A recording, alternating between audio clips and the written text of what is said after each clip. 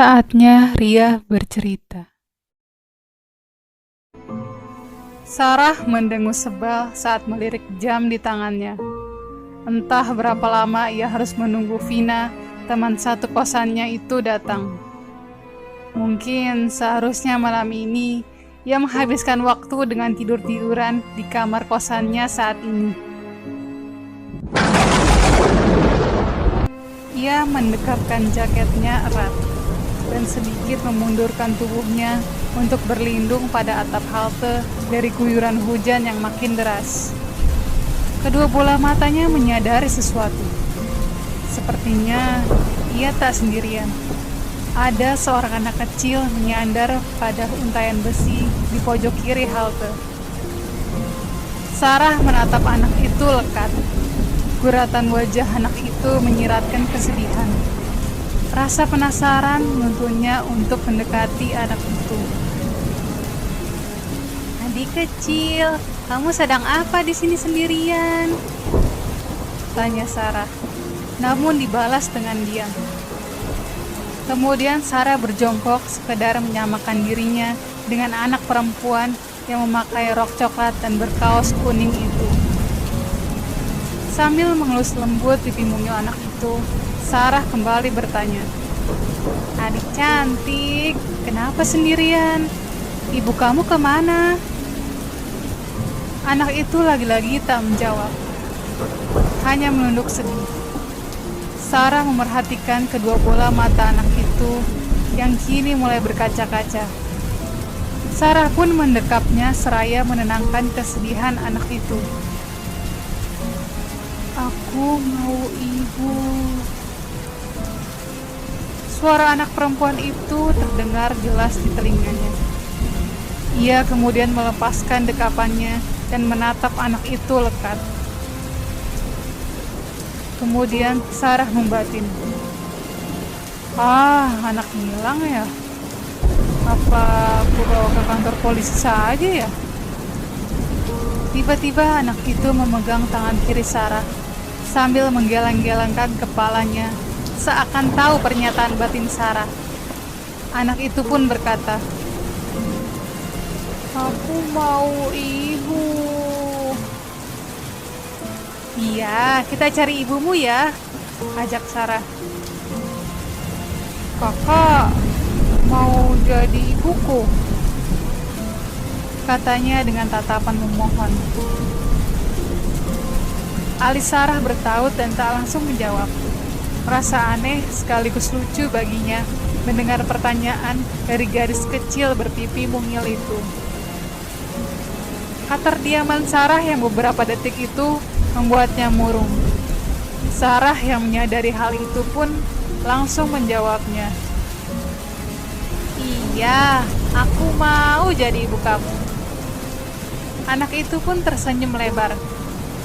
Ye, aku punya ibu." "Sarah! Sarah!" Suara itu membuat pandangannya beralih ke sumber suara. Vina! "Sarah, ngapain jongkok di situ?" Sarah langsung berdiri hendak menghampiri Vina yang masih berada di mobil. Dalam hatinya berkata, "Pas banget nih Vina bawa mobil. Sekalian aja ku bawa anak itu." Mana anak itu? Tadi bukannya ada di sini ya? "Sarah, ayo cepat masuk. Hujannya makin deras." Sarah pun beranjak menuju mobil yang akan melaju dengan meninggalkan tatapan tanda tanya ke arah tempat gadis itu tadi berdiri. Hari Senin ini menjadi hari yang melelahkan bagi Sarah. Bertarung berjam-jam dengan kemacetan. Alhasil, pukul 11 ini Sarah baru sampai di kantor.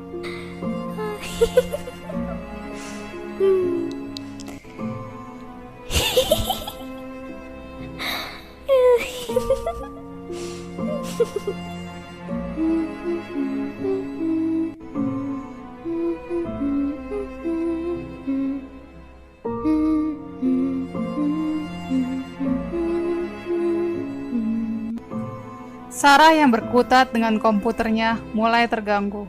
Sangkaannya tertuju pada Bu Retno, ketua divisinya itu.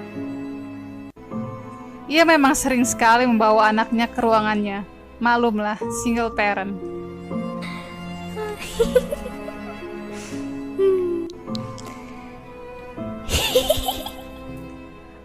Ganggu banget sih, keluh Sarah. Akhirnya Sarah beranjak dari kursinya menuju ruangan Bu Retno. Bersama dengan itu, Andro datang ke meja Sarah. Mau kemana, Sar? Mau ke ruangan Bu Retno. Anaknya berisik banget. Lah, bukannya Bu Retno cuti dari tanggal 12 sampai 15 bulan ini ya? Makanya aku mau kasih dokumen ini ke kamu. Sarah terkesiap. Sarah pun langsung mengecek aplikasi pesan di HP-nya dan membatin. Tanggal 12 kan hari ini ya? Kenapa aku bisa lupa ya? Tanpa mempedulikan Andro yang masih berdiri di tempatnya, Sarah menuju ruangan Bu Retno untuk memastikannya. Iya benar, kosong. Lalu, dari mana datangnya suara anak kecil itu ya? Jam menunjukkan pukul 10 malam. Sarah menghela nafas lega. Ia merasa beruntung, setidaknya ia bisa mendapatkan bus terakhir ini. Ia tahu ia pulang terlalu malam, karena ia juga kesiangan. Ditambah lagi Bu Retno yang cuti. Semua pekerjaan tertumpuk padanya. Tiba-tiba HP-nya bergetar. Ada notifikasi pesan dari Vina, teman kosannya. Sar, pulangnya mampir ke minimarket ya. Stok mie habis nih. Oke, thank you. Melihat itu, ia hanya membalas dengan kata oke. Lalu ia langsung memasukkan HP-nya ke dalam tasnya. Butuh sekitar 10 menit untuk sampai di minimarket dekat kosannya. Ada seorang anak kecil berbaju kuning yang menyita perhatiannya. Anak kecil itu berdiri di tempat duduknya dan menghadap ke belakang, arah Sarah duduk. Berulang kali ia diarahkan ibunya untuk tidak berdiri dan lekas duduk di kursinya. Tetapi berulang kali pula ia enggan duduk. Anehnya, anak kecil itu juga terus senyum dan melambaikan tangannya ke arah Sarah. Tunggu, mata anak itu. Sarah memerhatikan arah mata anak itu. Sarah merasa arah matanya tidak mengarah padanya, melainkan ke arah sampingnya. Sarah pun menoleh ke arah sampingnya. Kosong. Siapa yang dimaksud anak kecil itu? Tapi sudahlah, lagi pula itu cuma anak kecil. Tak lama, bus berhenti di pemberhentian halte terakhir. Semua penumpang turun tak terkecuali Sarah dan anak kecil itu beserta ibunya. Saat Sarah melewati anak kecil itu dan menuju minimarket, ia mendengar anak kecil itu berkata, "Dadah teman." Sarah terkesiap. Anak itu bilang apa barusan? Saat ia menoleh, anak kecil yang bersama ibunya itu sudah pergi menjauh. Sarah memilih untuk tidak peduli dan bergegas ke minimarket. Kini, ia sudah di minimarket. Sambil menuju rak mie, ia mengedarkan pandangannya. Berarti hanya aku ya pengunjung di sini. Mungkin karena sudah malam, jadi sepi, pikir batinnya. Masih berkutat di rak mie instan. Setahu Sarah, Vina teman kosannya itu suka mie kuah. Lalu ia mengambil 10 bungkus mie kuah. Ia menimbang pikirannya. Sepertinya ia juga ingin menyetok mie di kamar kosannya. Setelah ia merasa cukup, ia bergegas menuju kasir. Sarah memperhatikan saat barang-barang sedang dihitung oleh petugas kasir. Tidak ada yang aneh. Tapi ada sesuatu yang janggal. Ada sesuatu selain mie. Maaf, Mas, itu apa ya? Oh, ini permen rasa buah. Tadi ada di keranjang Mbak. Tapi maaf, ini sudah dihitung. Tidak bisa dikembalikan lagi, ujar petugasnya. Ah, iya, gak apa-apa kok mas, jawab Sarah. Setelah dari minimarket, Sarah berjalan kaki menuju tempat kosannya. Sepanjang jalan, Sarah memikirkan, kenapa bisa ada permen di keranjang belanjaannya? Sedangkan rak mie instan dan rak permen berada jauh. Ada 3 rak yang membatasi. Lagi pula, ia hanya satu-satunya pengunjung di sana. Sarah menggeleng cepat, mengusir pikiran itu sejenak. Ia hanya ingin pulang. Sesampainya di kosan, Sarah mengetuk-ngetuk pintu kamar Vina. Tapi tak ada jawaban. Pasti udah tidur kali ya. Ah, besok aja deh. Lagian aku belum pisahkan belanjaanku, ujarnya dalam diam.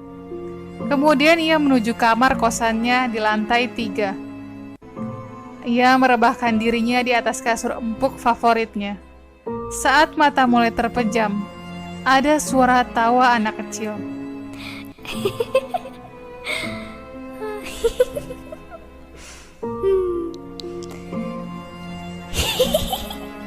Suara itu mengusiknya hingga ia terbangun. Ia melihat jendela kamarnya terbuka lebar. Dan betapa terkejutnya kantung belanjaannya yang isinya sudah berhamburan kemana-mana. Ia beranjak untuk merapikan semuanya. Dahinya mengerut. Kenapa permennya tak ada? Terima kasih ibu, jawab seseorang di belakang. Saat ia menoleh, hah, anak itu! Kamu, sebenarnya siapa kamu? Ibu, ujarnya seraya mendekati Sarah. Aku bukan ibumu. Kau sudah bilang mau jadi ibuku. Jadilah ibuku. Sarah terus mundur ke belakang, menghindari anak itu yang terus mendekatinya. Wajah anak itu juga berubah menjadi menyeramkan. Aku mau ibu. Jadilah ibuku. Jadilah ibuku. Jadilah ibuku. Sarah sudah semakin terpojok hingga ke jendela. Anak itu melayang hingga pandangan mereka sejajar. Dengan tangannya, anak kecil itu mendorong Sarah dengan kuat. Tubuhnya tergeletak tak bernyawa, dengan cairan merah yang perlahan membasahi jalan. Sebuah senyum terukir dari balik jendela. Terima kasih, kau akan menjadi ibuku, akan selalu menemaniku.